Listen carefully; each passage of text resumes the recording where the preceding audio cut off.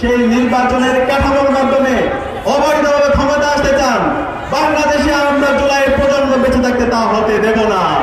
আবার যদি সে অবৈধ নির্বাচন হয়, যেরকম নির্বাচন হয়, আবার জুলাই নেমে আসবে, আবার আবু সাঈদের উত্তরসূরিয়ে নেমে আসবে, আবার শহীদ উসমান হাদির উত্তরসূরিয়ে নেমে আসবে ইনশাআল্লাহ।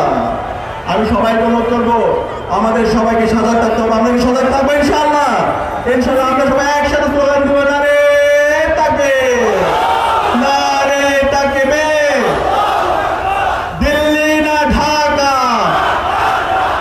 তোমার দেশ আমার দেশ, বাংলাদেশ বাংলাদেশ, গোলামি না আজাদি, ভারত না বাংলাদেশ, বাংলাদেশ বাংলাদেশ, হাতে সিল দিন, নিরাপদ বাংলাদেশ বুঝিয়ে দিন, হাতে সিল দিন, নিরাপদ বাংলাদেশ বুঝিয়ে দিন।